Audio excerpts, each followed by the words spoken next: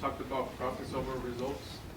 And I feel like your team was unfortunate tonight. A lot of dangerous goal-scoring opportunities created in the second half. And I just wanted you to touch on that and your team's response after the first goal. It seemed that before the equalizer, they immediately responded with goal-scoring opportunities. Well, I appreciate your positivity, and I don't disagree with you. But it'd be nice to not have to respond, right? That's where this starts.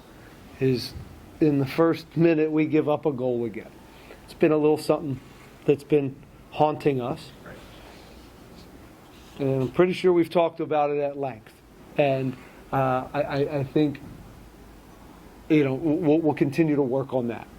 And sometimes you go through seasons where the starts aren't great, but we talk about staying in the game because it's, as you see after that, we're a pretty good team. I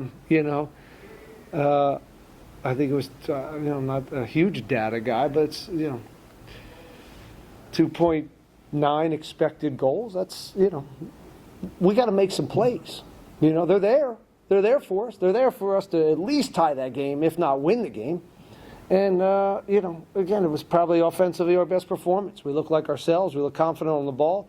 But, again, sometimes it's a little easy to play when you're down and you're chasing. And, now you're free and you have to go. And it's nice to be in the game after 1 minute to see what the game looks like. But, again, a good performance overall and enough to kind of bail our defense out or bail those moments out with 3 goals. There's plenty there. So we did make the plays that mattered, on the offensive end, and again the first minute, and then giving up one at the half, right before half hurts as well. Wasn't a little bit unlucky, I think he shanks it, and Luna's in the right spot, but he made the play. Those guys made the plays. They made the play tonight, and we failed to do that. But some good stuff, some good performances. I thought Jack was great. I thought we were dangerous on set pieces all night. I think the way we built was got us into a lot of good positions, and there were some really good performances, but we fell short. Speaking of performances, tough to see Andrew Tarville go down like that. Yep. And Jimmy Maurer made his debut with the team. Just your thoughts on this? I thought Jimmy did great, and we'll get some looks on Andrew, but early signs is we'll see. The last question, looking forward, midweek, first time in franchise history you've played an international team in El Salvador. Just what are you looking to gain from that match, that friendly? Well, a lot of guys need minutes. A lot of guys need minutes right now, and so we'll. But we also need minutes, the starting group. So we'll figure out a balance there and get. But we'll deal with that Monday. Thank you, man. We'll go to Sam. Hi, Ben. Hi, Sam. Just like to say, team was quite unlucky today. Some missed chances, some couldn't go. Look as if they were just going to push it in. Like you said earlier, can you pinpoint any specific moment or decision during the game that you believe shifted momentum of this game?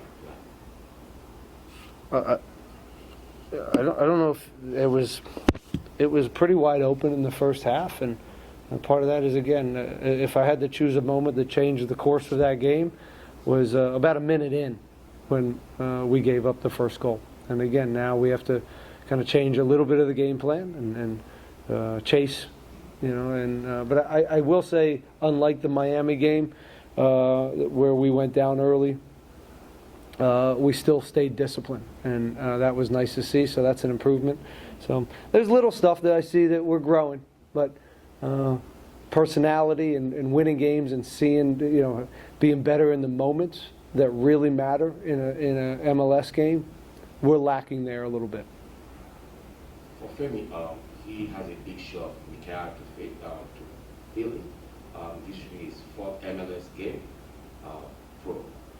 Yeah. What can you say about his performance today? I think he's been thrown into the fire. It's very unfair to compare him to Mika, right? And ask him to fill those shoes in this moment.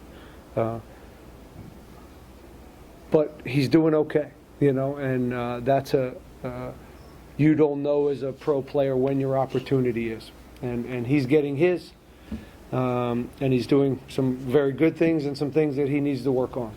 But no better way to learn than in real games, and that will progress his development. And but we're thrilled with that he's here, and I think he's going to be a nice piece for this club. But again, he's been in the fire, and it's a lot to ask of him, but he's held up. Thank you very much. You're welcome. Hi, Coach. On Bossy's goal, the VAR check, what was told to you after what happened? I don't know. It's one of those that could probably go either way. I didn't think things went our way. Of course, when you lose, that's usually the case with the referee. But I guess you could argue maybe he screened for a second, but I don't think he's saving that regardless. And I think that's the question: is he's not saving that, and whether or not Ponce is there or not. So I think that's something they need to ask themselves. And I know what they'll say. They'll say he screened him and he had to hold. And again, they'll get out of this one. They'll get out of this one. And then speaking of Ponce, he scored his first tonight. How do you all keep that going? Good, yeah. It's good to get him scoring goals. It's good to have your 9 scoring goals. He should probably had a second there at the back stick. I thought we were dangerous on set pieces all night long and service, and a lot of what we're we looked like ourselves offensively. But again, it's just they were better in 2 moments, and we had a lot more chances to see that game into at least a tie, if not a win, but wasn't to be. So we'll get back to work and we'll stay together and we'll be collective. And not an easy time for us to again lose 3 at home. I feel terrible for the fans. This is not this is not where we want to live. We want to send people home, but I hope they saw a group that can respond and played at a high level tonight. And I hope it's just a matter of time before we start our winning ways. Any questions in the room? No, we have a couple on Zoom. All right, we'll go to Zoom. Joey, go ahead. Hey, Ben, you opted for Caboche and Lindera on the wins again. Do you think you guys missed a little bit of the width that alley you could bring in this game? No. All right, and then another game with Ethan Bartlow and Femi Otis who's starting at the back. How do you assess their partnership developing in this game? Well, I don't have any other center backs, so those are the 2 I got, and I think they did overall pretty well. Eric's still on the mend, and hopefully we can get him back sooner than later. Femi, continues to be again learning on the job, but I think he's doing pretty well. He's holding up, and Ethan. I have to go back and watch it, but I think he was had a fairly good game as well. But we gotta bail our defense out. We gotta be able to make some mistakes and still win games on the offensive end, and that part is the responsibility of that is just as critical as making the plays in the defensive side. Thank you, Ben. You're welcome. And Dustin, go ahead.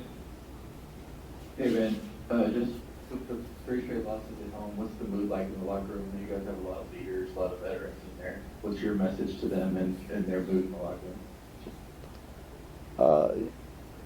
Just to stay together, and this is not a time to whisper and click up, and we're all in this together, and we'll get out of it together. It's fairly simple. I've been in this spot before, and I've also gotten out of this spot before. Anything else? All right, thanks. We'll wrap it up there. Thank you, Ben.